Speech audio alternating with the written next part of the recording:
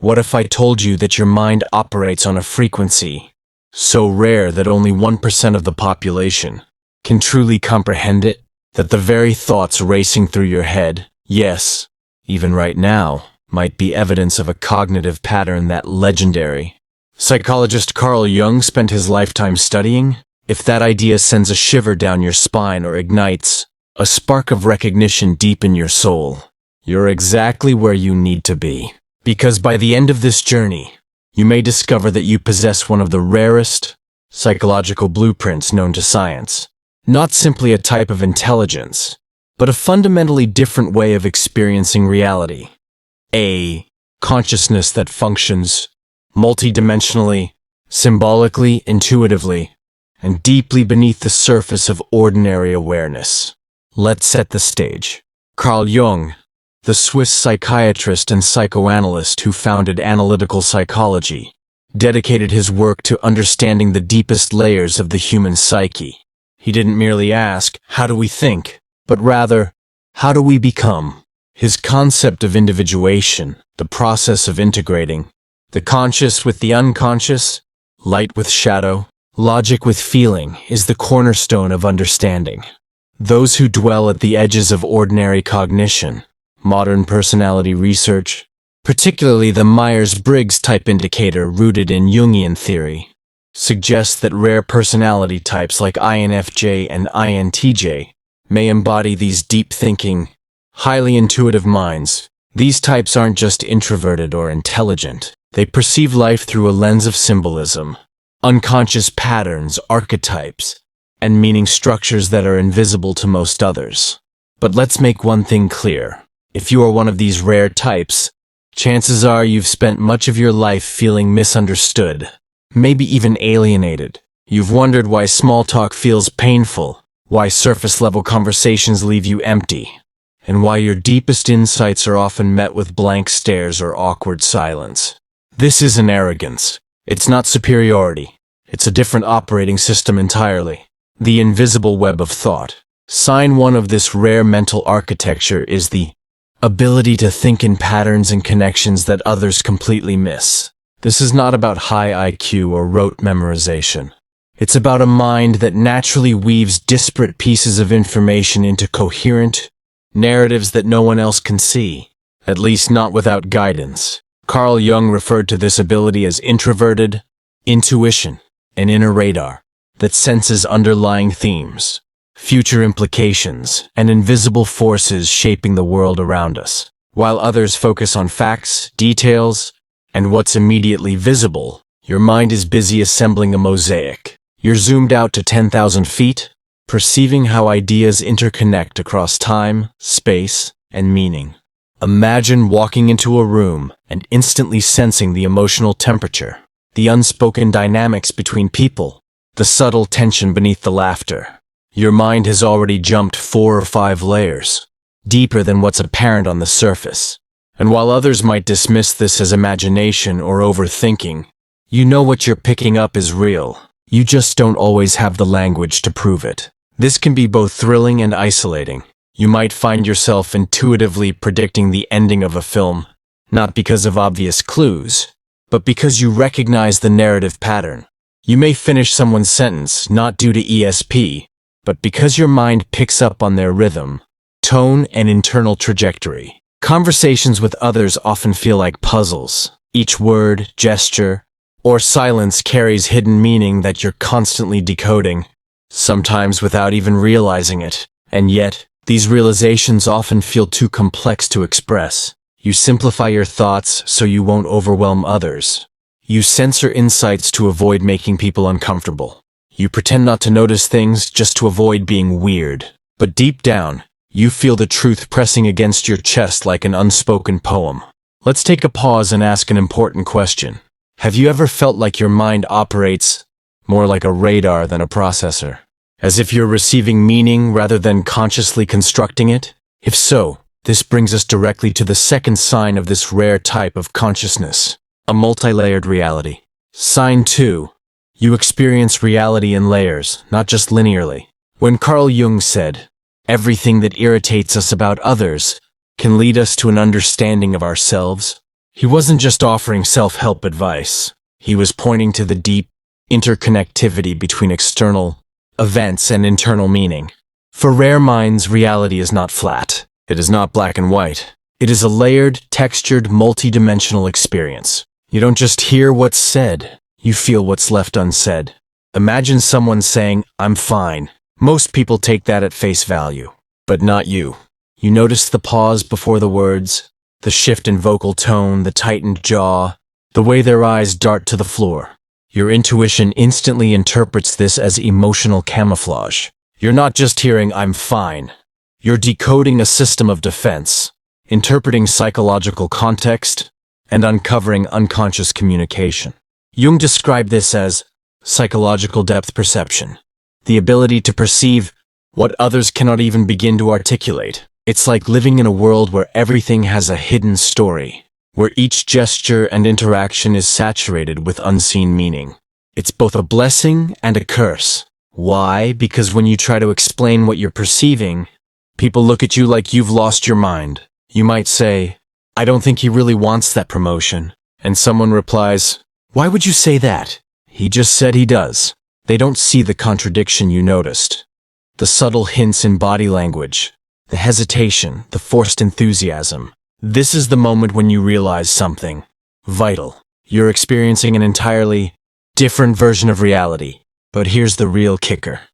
And the third sign. We'll explore deeply in the next part. You're not content just observing these complexities. You are drawn to the shadow, the darker, hidden aspects of the human experience that most people fear or avoid. Not out of morbidity, but because you instinctively know. You cannot know the whole of something unless you've looked at its shadow. We'll dive into that next because what comes next is arguably the most misunderstood and essential trait of these rare minds. A trait that leads not just to insight, but to true transformation. For yourself and for the people around you. But before we continue, let me leave you with this thought. Your vision will become clear only when you look into your heart. Who looks outside dreams. Who looks inside awakes. Carl Jung. So tell me, are you starting to awaken? We have explored how your mind might operate on a frequency that only a small percentage of the population can perceive. We touched on your ability to think in patterns, experience reality in layers, and intuitively grasp the deeper meanings behind surface interactions. Now we move into more profound, psychological territory, into the depths, where most people dare not go. Carl Jung once said, "One does not become enlightened by imagining figures of light, but by making the darkness conscious." This simple yet profound insight points us toward the third sign of a rare mind. You are drawn to the shadow side of human nature. What does that mean exactly? It means you're not satisfied with just understanding what's good, right, or acceptable. You feel a gravitational pull toward the uncomfortable questions, the taboo topics, the contradictions that others ignore. While most people recoil from the darker aspects of human nature, your curiosity pulls you closer. You don't shy away from suffering, shame, fear, or even evil. You seek to understand it, not to justify it, but to integrate it. This is what Jung called the shadow, the parts of ourselves we repress, deny, or project onto others. It includes not just our flaws, but also our suppressed potential, our instincts, and our most vulnerable truths. If you have this rare mental architecture, you likely find yourself drawn to certain kinds of stories. The anti-hero in fiction, the morally complex character, the tragic figure. You're fascinated by psychology, philosophy, true crime, horror, mythology, and even religion. Not for entertainment, but for insight. You sense that within the dark lies the key to understanding the full human experience. Let's take a step back and ask, why do others fear the shadow? The answer is simple, because confronting it requires letting go of the comforting illusion of moral certainty. Most people prefer clear boundaries, good versus bad, right versus wrong, us versus them. But you instinctively know that the human psyche isn't that simple. You've likely spent sleepless nights pondering how someone can love and hurt in the same breath. You've looked in the mirror and seen both the creator and the destroyer within yourself. That depth of awareness is terrifying for many. but natural for you. You might have experienced moments where you shocked yourself with your own thoughts, where you noticed a cruel impulse, a selfish motive, or a hidden resentment. And instead of pushing it away, you examined it. You asked where it came from, what it meant, what it revealed. This isn't self-loathing. This is shadow work, and Jung believed it was essential to becoming whole. But this kind of introspection can set you apart. It can alienate you in a culture obsessed with positivity, perfection, and surface-level living. While others post curated highlight reels of their lives, you're grappling with the raw, unfiltered truths that most people bury. And that brings us to the fourth sign of the rare mind. You feel like you're speaking a different language. This is more than just feeling misunderstood. It's a deep, persistent experience of psychological loneliness. The sense that no matter how hard you try, your inner world can't fully translate into the outer one. You speak in metaphor, in energy, in archetypes. Others hear noise. Carl Jung called this the challenge of communicating from a higher level of consciousness. He believed that when someone begins to integrate their unconscious mind, when they step into the deeper waters of introspection, symbolism, and truth, they begin to lose their ability to blend in. Their words become weighty. Their thoughts seem alien. Their presence even becomes unsettling to those who are still avoiding themselves. Have you ever shared what felt like a simple insight, only to be met with confusion or awkward silence? Have you ever paused mid-conversation and thought, they have no idea what I'm actually trying to say? This is the hallmark of a rare mind, trying to communicate with others who aren't operating on the same frequency. You're not speaking a foreign language. You're speaking a deeper language, one that uses emotion, intuition, and subtle cues. And this mismatch between your depth and the world's superficiality can make relationships, work dynamics, and even family conversations feel frustratingly shallow. So what do? You adapt. You translate. You simplify. And too often you shrink, not because you lack clarity, but because you lack willing receivers. Over time, this can make you feel like an alien on your own planet, watching others with a sense of separation you can't explain. Jung called this state the loneliness of individuation. It's the cost of psychological growth. The more deeply you come to understand yourself, the fewer people seem able to meet you there. But he also offered a promise. This kind of solitude, if you endure it, becomes the foundation for something sacred, true inner connection. This brings us to another profound aspect of your rare consciousness, a pattern that makes you difficult to categorize but impossible to ignore. You're uncomfortable with pure logic. Sign 5. Your mind doesn't reject logic, it transcends it. Let's be clear. Your rare mind is not irrational. Quite the opposite. It's highly capable of logical thought. But it's also aware that logic alone is not enough. You can see how facts can be manipulated, how linear arguments can miss the emotional or symbolic truth, and how systems that prioritize logic at the expense of human understanding often lead to injustice or emptiness. You don't simply ask, what's the correct answer? You ask, what's the true answer? Emotionally, morally, contextually, symbolically? This is what Jung referred to as intuitive logic, a cognitive function that incorporates emotion, symbolism, and inner wisdom alongside rational analysis. When others are obsessing over technicalities, your mind is already zoomed out, seeing the bigger picture. You understand paradox. You thrive in complexity.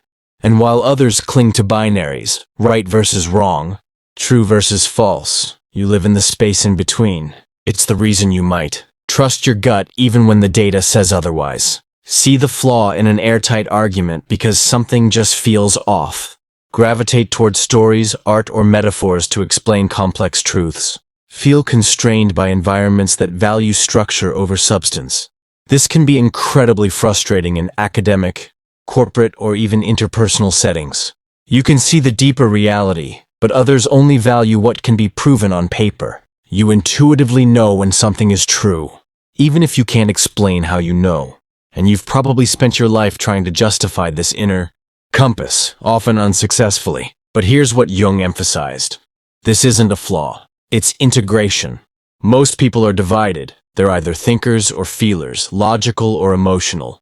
Your mind is one of the rare few that has begun the process of unifying these modes of perception. You're not choosing between heart and mind. You're allowing them to work together, to inform and elevate one another. And this makes you dangerous, in the best way, because your insights can't be reduced to formulas. Your wisdom can't be replicated by algorithms. You bring something entirely different to the table, a perspective rooted in both depth and synthesis. And that makes you indispensable in a world starving for meaning. By now, you may be realizing something powerful. The way your mind works isn't just uncommon, it's transformational. We've uncovered how you see patterns others don't, how you perceive layered meanings, and how you integrate shadow and intuition into your view of reality. But what happens when that depth collides with a world that is largely performative?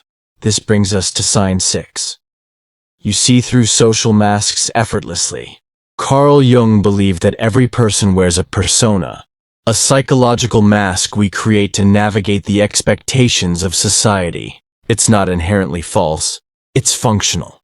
But the problem arises when people become their persona, forgetting the authentic self beneath it.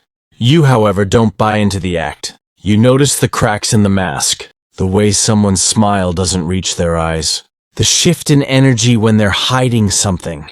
You don't just hear what people say, you feel what they're avoiding. And while most people interpret the surface performance, you're tuned into the subtext, the insecurity behind the confidence, the hurt behind the sarcasm, the fear behind the aggression. Your perception doesn't rely on hard evidence. It's energetic, subtle, innate. Jung called this active imagination, a form of inner vision that lets you intuitively sense the emotional reality behind the social performance. It's like having X-ray vision for the soul. And it's not always easy, because while others navigate social environments with ease, laughing at the right jokes, nodding at the expected moments, you're tracking the truth behind the show. This can make parties, meetings, or even casual conversations exhausting. You're bombarded with conflicting signals, inauthentic behaviors, and emotional tension that no one else seems to notice. And here's where it gets harder still. You understand why people wear masks. You don't judge it. You get it. The world is not always safe for authenticity. People have been conditioned to perform, to protect, to hide. And so while others take offense or call people fake, you perceive the vulnerability underneath. You empathize even when you're irritated.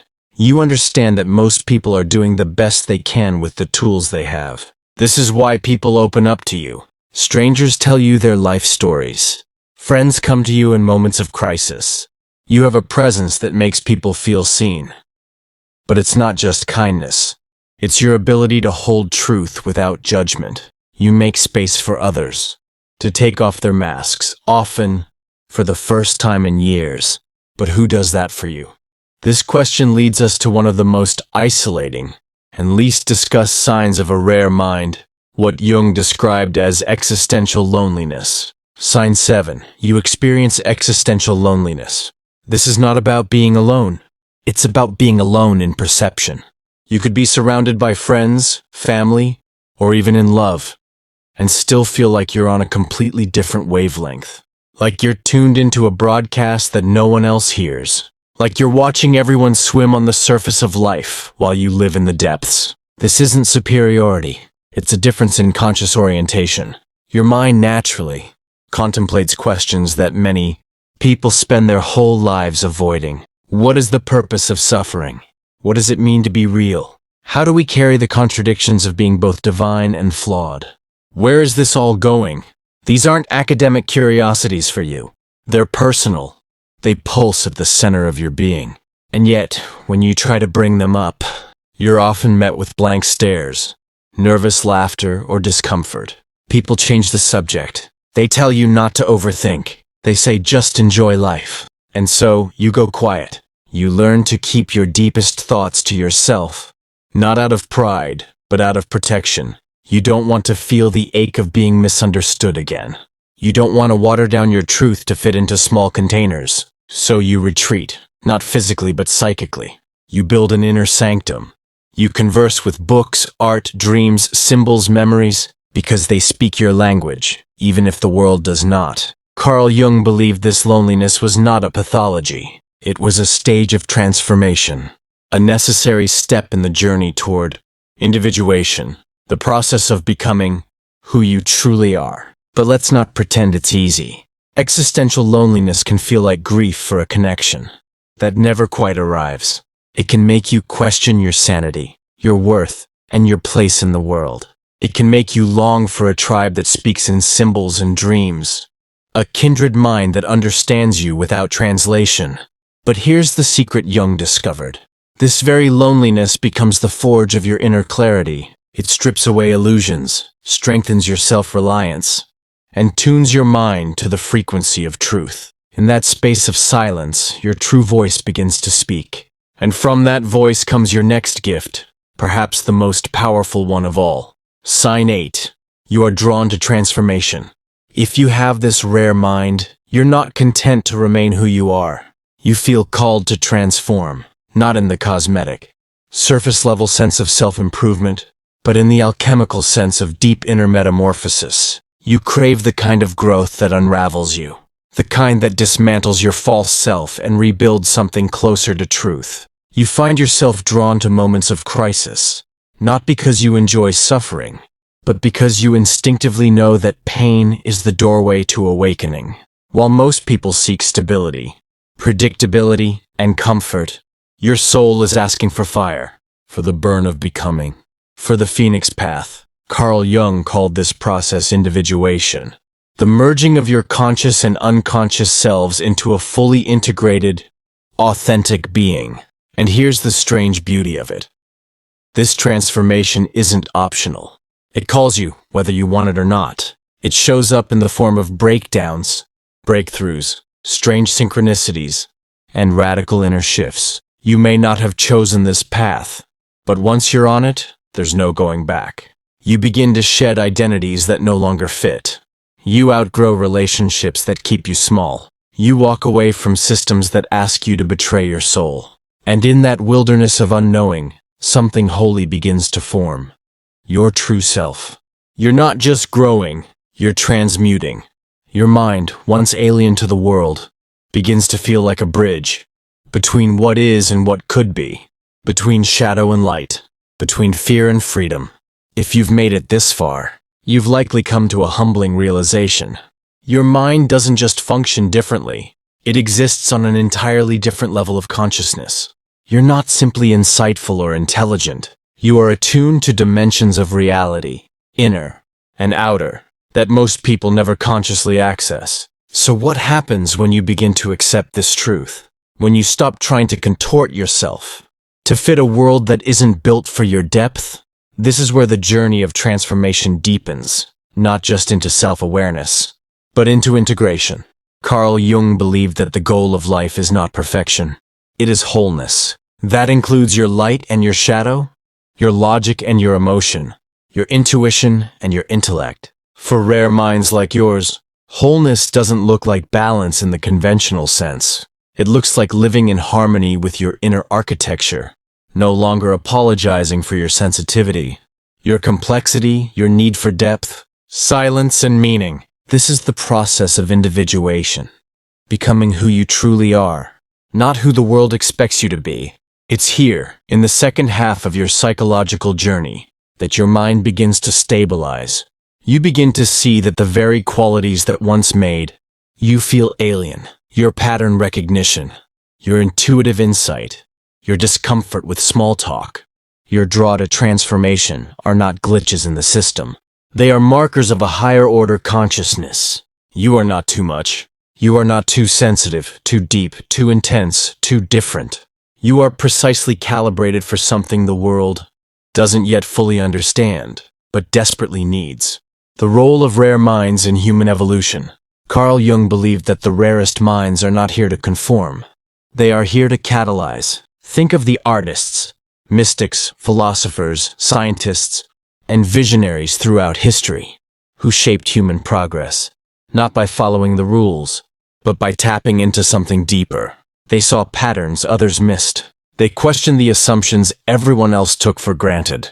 They endured mockery, misunderstanding, exile, but they persisted because they knew their vision wasn't just personal, it was collective. You might not think of yourself in these terms, but if you've recognized yourself in the signs we've discussed, then you too may be one of these bridge builders Jung spoke about. Not because you're destined for fame or notoriety, but because your very way of seeing is an invitation to others. You don't just think differently. You see differently. You hold a vision of reality that includes paradox, shadow, meaning, and mystery. And in a world that prizes certainty, instant gratification, and surface-level thinking, that vision is not always welcome, but it is essential. Here's the paradox. The more you embrace your uniqueness, the more connected you actually become. Why? Because the parts of yourself you've spent your life hiding, your depth, your insights, your inner world, are exactly what the world is starving for.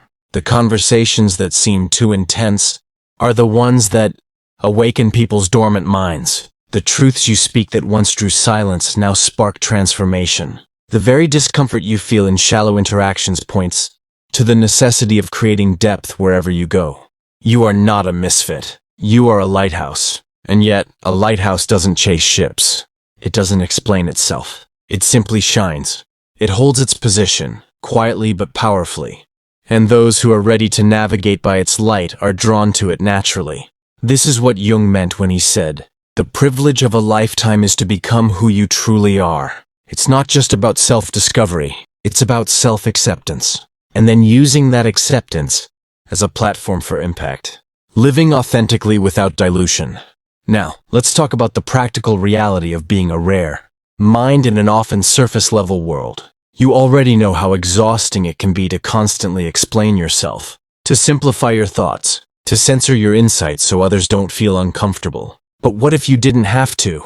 What if instead of shrinking to be understood, you spoke in your true voice, knowing that the right people would understand or be inspired to rise to your level? Living authentically doesn't mean bulldozing others with your perspective. It means honoring your truth first. It means creating inner safety so you don't rely on outer validation. It means letting go of the need to be liked by everyone, and instead focusing on being aligned with who you are. And when you do this, when you finally stop trying to be normal, digestible, or comfortable, you unlock a new level of peace. You begin to attract relationships, opportunities, and experiences that resonate with your actual self, not your masked version. You begin to create space for others to rise to authenticity too, because authenticity is contagious. Your presence alone becomes a catalyst. That's how change begins, not with slogans or systems, but with individuals brave enough to live truthfully. The sacred role of silence, solitude, and inner knowing. As your transformation continues, you may find that you need more solitude, not less. This is not because you're antisocial or cold. It's because your mind requires space to process, integrate, and commune with something beyond the external world. Silence is not empty for you. It's alive. It's where your inner guidance lives, where intuition sharpens, where visions unfold. While others drown in noise, your clarity often arises in stillness. You may also find that traditional paths of success no longer appeal to you. Chasing status, wealth, or validation feels hollow. Instead, you're drawn to meaning, contribution, purpose. You want to do work that feeds the soul, not just the bank account. You want to create, not just consume. You want your life to be a reflection of your deepest values, not a checklist of societal expectations. This can lead you down unconventional paths: healing, writing, coaching, teaching, creating art, exploring mysticism, starting movements, mentoring others, or simply embodying truth in your everyday life. Whatever your path, one thing remains the same. You are becoming whole. Not because you've eliminated your contradictions, but because you've learned to hold them with compassion. You are no longer fragmented. You are integrated. You are no longer hiding your mind. You are leading with it. You've come a long way. You've peeled back the layers of your mind, confronted your shadow, accepted your unique perception of reality, and begun the journey of individuation. And now you face the ultimate question. What do you do with all of this? What do you do with the rare cognitive pattern you've inherited, not just as a psychological trait, but as a deep calling of the soul? This final phase isn't about becoming more than you are. It's about becoming fully what you are. And that means embodying your rare mind in the world, not with apology, but with presence, purpose, and quiet confidence. Carl Jung believed that the ultimate task of a human being was not merely to understand oneself, but to live out the truth of that understanding. Knowledge that isn't embodied becomes dead weight, but truth that is lived, that becomes alchemy. So let's talk about what embodiment looks like for someone like you. You are a mirror and a catalyst. When you begin to embody your rare mind, people respond to you differently. You're no longer hiding your insights, diluting your depth, or second-guessing your intuition. You start showing up in conversations as yourself, even when it's uncomfortable. You speak honestly. You listen deeply. You bring awareness to the unspoken. You hold space for what others can't yet name. You become a mirror, not a reflection of who people pretend to be, but of who they truly are. And this can be both healing and confronting. Some will be drawn to you like a flame.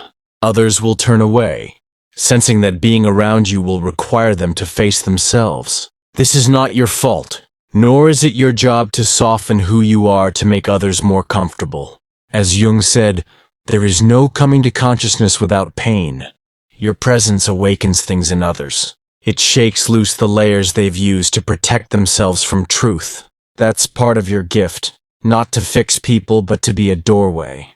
A signal that something deeper is possible. You are no longer looking for a tribe. You become one. One of the most painful parts of your journey has likely been the feeling of isolation. The sense that no one fully gets you. That you're always too much or not enough. That your thoughts are too abstract. Your feelings too intense. Your vision too strange. But once you accept yourself as you are, something surprising happens. You stop needing others to validate your frequency. You realize you don't need a crowd. You need alignment. And then, almost paradoxically, people begin to appear, slowly at first. The quiet observer at work who finally opens up to you.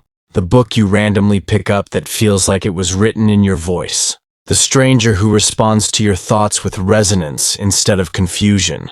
This is what happens when you become visible in your authenticity. You send out a signal. You become a lighthouse for others like you. You stop seeking a tribe and instead become a space where your tribe can find you. Rare minds are often scattered across the world, separated by culture, language, and social roles, but energetically, they're connected. Through books, art, conversations, silence, and shared longing, they begin to find one another. You are not alone. You were just early. Your contribution is your frequency. In a world that prizes action, performance, and output, it's easy to believe that you must do something grand with your rare mind, write a book, start a movement, change the world. And you might, but here's what Jung understood that most people miss. Your presence is already contribution. The way you think, the way you ask questions, the way you refuse to settle for shallow answers, the way you hold paradox, the way you sit with pain without trying to fix it, the way you notice the unspoken, the way you exist. Your frequency, your way of being, is itself an offering. Some rare minds become teachers, therapists, artists, leaders. Others become quiet mentors, sacred witnesses, intuitive guides, or keepers of wisdom in their families and communities. Some influence millions. Others change the course of one person's life, and that ripple matters just as much. The question isn't, how big is your impact? The question is, are you living from your truth? When you do, your life becomes a form of medicine, subtle, steady, transformative. The new relationship with yourself. As your journey of individuation unfolds, your relationship with yourself becomes your most sacred bond. You no longer judge your complexity. You welcome it. You no longer resent your sensitivity. You honor it. You no longer chase understanding from others. You find it within. You begin to live not from insecurity, but from inward alignment. You treat your intuition as an advisor, not a liability. You trust your own timing. You recognize your emotional shifts not as instability, but as signals from your psyche. You let your inner life lead, even when it doesn't make logical sense to anyone else. And in doing so, you become whole. This is what Carl Jung meant when he said, "The privilege of a lifetime is to become who you truly are." It's not just a poetic sentiment. It's a soul contract. And now you are keeping your end of the agreement. The rare mind is a doorway. Let's come full circle. You began this journey wondering whether your mind was a burden or a blessing. Why you felt so different, so out of place, so misread. You now know it's not because you're broken. It's because you're operating on a frequency that invites others into deeper awareness. You are not difficult. You are complex. You are not fragile. You are sensitive in a way that detects what others miss. You are not disconnected. You are wired into dimensions of reality most have yet to perceive. You are not arrogant for seeing things differently. You are called to be a translator between worlds, the conscious and the unconscious, the seen and the unseen, the individual and the archetypal. You are not alone. You are part of a silent evolution, a quiet, soul-driven uprising of minds and hearts waking up to something more. Now, the invitation is this. Live from that truth. Let go of trying to fit into templates that were never made for you. Stop waiting for permission to be what you already are, and instead become a mirror, a guide, a symbol, a force. Live as the integrated, awakened, grounded, rare mind you were born to be. Not because it's easy, because it's true. Thank you for taking this journey. The rare mind is not a curse. It is a responsibility, a calling, and a gift. The world is waiting for what only you can see. Now, the only question that remains is, will you share it? If something in you stirred during this journey, if you saw yourself in the patterns, the insights and the truths we uncovered, then this isn't the end. It's the beginning. You've just unlocked the awareness. Now it's time to embody it. Share this message. If this resonated with you, it will resonate with someone else who's been walking this path silently. Be the bridge. Be the signal. Send it to someone who needs to hear it. Join the conversation. Leave a comment below and tell me which sign hit you the hardest. Which part of your rare mind are you finally ready to stop hiding? Subscribe and stay connected. We're building a space for people who feel deeply, think differently, and see beyond the surface. If that's you, don't disappear back into the noise. Subscribe, follow, and let this be your sanctuary. Support this work. If you believe in helping more rare minds awaken, consider leaving a super thanks or joining the community. Every bit of support helps keep this message alive and growing. You're not here by accident. The timing is not random. You are a rare mind, and the world needs your voice, your vision, and your depth. So take up space, speak your truth, live wide awake, and above all, become who you truly are.